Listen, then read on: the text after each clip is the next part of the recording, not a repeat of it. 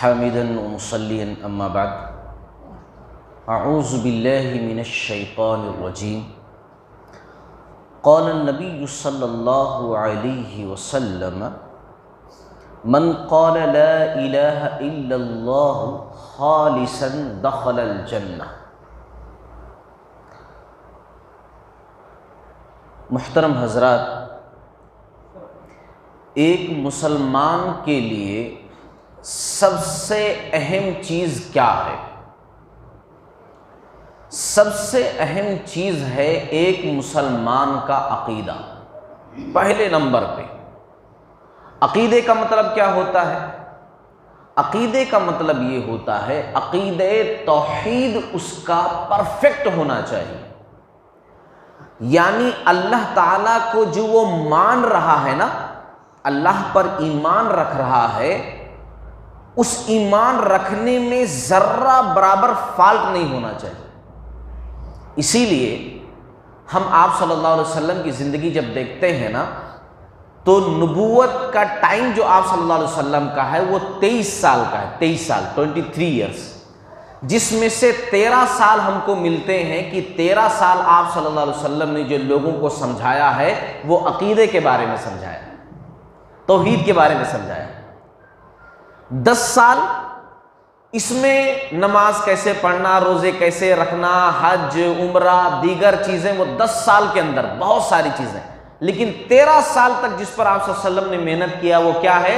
عقیدہ توحید ہے، مسلمان کا عقیدہ ہے۔ آج فرسٹ رمضان میں پہلے درس حدیث میں عقیدہ کیوں بیان کر رہا ہوں؟ میں عقیدہ اس لیے بیان کر رہا ہوں کیونکہ آپ کے روزے اسی وقت قبول ہوں گے جب آپ کا عقیدہ صحیح ہے، آپ کی نمازیں اسی وقت قبول ہوں گی جب آپ کا عقیدہ صحیح ہے، آپ کی دعائیں اسی وقت قبول ہوں گی جب آپ کا عقیدہ صحیح ہے، آپ کے اذکار، آپ کا کھانا کھلانا، آپ کے صدقہ و خیرات اسی وقت قابل قبول ہوں گے جب آپ کا عقیدہ صحیح ہے۔ اگر آپ کا عقیدہ صحیح نہیں ہے نا تو پھر ساری چیزیں بیکار ہیں۔ جیسے آپ مارکیٹ میں جاؤ نا، بہترین ترکاری آپ خریدو، مگر آپ کا تھیلا ہی پھٹا ہوا ہو تو آپ کے بہترین ترکاری خریدنے کا کوئی فائدہ نہیں، پورے گر جائیں گے۔ سب سے پہلے آپ کا تھیلا صحیح ہونا ضروری ہے، پھر آپ اچھی ترکاری اس میں ڈالو گے تو وہ سب سیف رہے گا۔ ایسے ہی عقیدہ ہے، اور اسی لیے عقیدہ صحیح ہونا بہت ضروری ہے۔ آپ صلی اللہ علیہ وسلم نے 13 سال تک صرف عقیدہ سمجھایا لوگوں کو۔ اب آپ کہیں گے ہمارا عقیدہ تو الحمدللہ بہت صحیح ہے، آپ مسلمانوں کا عقیدہ صحیح ہے، ہم اللہ کو مانتے ہیں کہ اللہ سب کچھ کرنے والا ہے، اللہ نے پیدا کیا ہے، اللہ بارش برساتا ہے، اللہ ہی نے دنیا بنائی، ہم تو مانتے ہیں، صرف یہی عقیدہ ہے؟ جی نہیں، یہ سب تو مشرکین مکہ بھی مانتے تھے۔ آپ صلی اللہ علیہ وسلم جن کو سمجھاتے تھے نا کہ لوگوں کہہ دو لا الہ الا اللہ، اللہ کے سوا کوئی معبود نہیں، وہ لوگ بھی مانتے تھے۔ قرآن میں جگہ جگہ موجود ہے کہ اے نبی آپ ان سے پوچھو زمین و آسمان کو کس نے پیدا کیا؟ کہیں گے اللہ نے۔ سب کچھ کون کرنے والا ہے؟ کہیں گے اللہ۔ اللہ کا انکار نہیں کرتے تھے۔ آج کے جس طرح کافر لوگ ہیں، مکہ والے ایسا نہیں تھے کہ وہ لوگ اللہ کا انکار کرتے تھے، نہیں اللہ تعالیٰ ہے ہی نہیں، ہم اللہ کو نہیں مانتے۔ وہ لوگ اللہ کو مانتے تھے کہ اللہ خالق ہے، سب کچھ کرنے والا ہے، اللہ تعالیٰ ہی نے پیدا کیا ہے، زمین آسمان کا مالک اللہ تعالیٰ ہی ہے، یہاں تک کہ جب بھی مصیبت میں گرفتار ہوتے اللہ کو ہی پکارتے تھے۔ پھر فالٹ کیا تھا ان کے اندر؟ اب سوال یہ ہے فالٹ کیا تھا؟ فالٹ آج جو اکثر مسلمانوں میں ہے وہی فالٹ ان لوگوں کے اندر تھا۔ اکثر مسلمانوں میں آج فالٹ کیا ہے؟ اللہ کو مانتے تو ہیں لیکن اللہ تک پہنچنے کے لیے غلط وسیلے استعمال کرتے ہیں، قبروں پر جا کر جھکتے ہیں، نام نہاد خود کے بنائے ہوئے اولیاء اللہ کی مزاروں پر جا کر سجدہ ریز ہوتے ہیں، عقیدہ یہ رکھتے ہیں ان کے ذریعے سے ہم اللہ تعالیٰ تک پہنچیں گے، ہم تو بندے گندے ہیں، ڈائریکٹ اللہ سے نہیں مانگ سکتے، ان کے وسیلے سے، ان کے ذریعے سے اللہ تعالیٰ تک پہنچیں گے۔ سیم یہی پرابلم مشرکین مکہ کے اندر تھا، قرآن میں ذکر کیا گیا۔ اللہ نے کہا ما نعبدہم الا لیقربونا الی اللہ زلفیٰ، مشرکین مکہ کہا کرتے تھے کہ ہم جو یہ دیوی دیوتا، یہ مورتیاں، یہ فلاں فلاں کو جو پکارتے ہیں، عبادت کرتے ہیں، اس لیے تاکہ یہ لوگ ہمیں اللہ کا قریبی بنا دیں۔ Same fault. آج مسلمانوں کے اندر جو فالٹ ہے وہی فالٹ ان کے اندر تھا. قرآن نے ان کو کیا کہا؟ کافر کہا. قرآن نے ان کو کیا کہا؟ مشرک کہا. تو آج اگر مسلمان وہی حرکت کرے تو مومن کہلائے گا، پکا سچا مسلمان کہلائے گا، سیم وہی عقیدہ رکھے تو.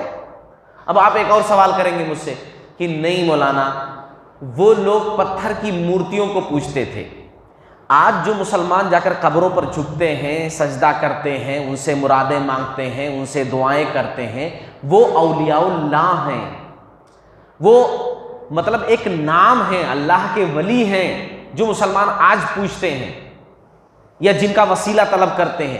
وہ لوگ جن کا وسیلہ طلب کرتے تھے وہ پتھر کی مورتیاں تھیں. تو مورتیاں الگ چیز ہیں، اولیاء اللہ الگ چیز ہیں. تو میں جواب دوں گا کہ یہاں پر بھی آپ غلط ہیں. مشرکین مکہ صرف پتھر کی مورتیوں کو نہیں پوجتے تھے، بلکہ وہ پتھر کی مورتیاں اولیاء اللہ کی مورتیاں تھیں.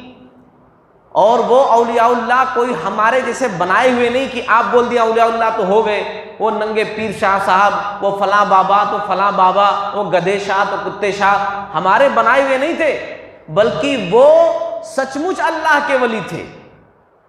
ان کے اسٹیچو بنائے گئے تھے وہ غلط، لیکن جن کے نام پر اسٹیچو مجسمے بنائے گئے تھے وہ لوگ سچ مچ ایک وقت اللہ کے ولی رہ چکے تھے، اللہ کے اولیاء اللہ تھے، اللہ کے اچھے بندے تھے.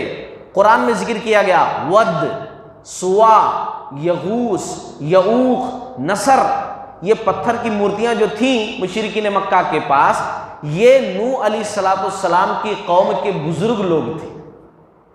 بڑی لمبی اسٹوری ہے، صحیح بخاری کتاب تفسیر کے اندر یہ بات موجود ہے. تو ان کے مجسمے بنا دیے گئے تھے اور ان کی پوجا پرستی کی جاتی تھی، ان کا وسیلہ طلب کیا جاتا تھا. اب آپ کیا کہیں گے کہ جب وہاں پر جو سچ مچ اللہ کے ولی لوگ تھے ان کی مورتیوں کو یا ان کے بنائے ہوئے مجسموں کو وسیلہ بنانا صحیح نہیں تھا، تو آج جو ہے قبروں کا وسیلہ بنا کر کے کیا مسلمان صحیح ہو سکتے؟ ہرگز نہیں ہو سکتے. اسی لیے میرے عزیزو بات کہنا یہ ہے کہ دیکھو، عقیدے کو سب سے پہلے مضبوط کرو. عقیدہ مضبوط نہیں ہے. آج عقیدہ نہیں مضبوط ہونے کی وجہ سے ہمارا ایک بندہ کیا بولتا ہے؟ قرآن کی قسم. غلط ہے. ماں کی قسم، اولاد کی قسم، مسجد کی قسم، فلاں پیر صاحب کی قسم، اللہ کے علاوہ کسی اور کی قسم کھا ہی نہیں سکتے. قسم کھانے کا مطلب گواہ بنانا، اور گواہ کون بن سکتا ہے؟ جو ہر جگہ دیکھ رہا ہو، جس کا علم ہر جگہ موجود ہو، اور وہ کون ہے؟ اللہ تعالیٰ. اللہ تعالیٰ صرف. اسی لیے حدیث میں کہا گیا من حلف لغیر اللہ، جس نے اللہ کے علاوہ قسم کھائی اس نے شرک کیا.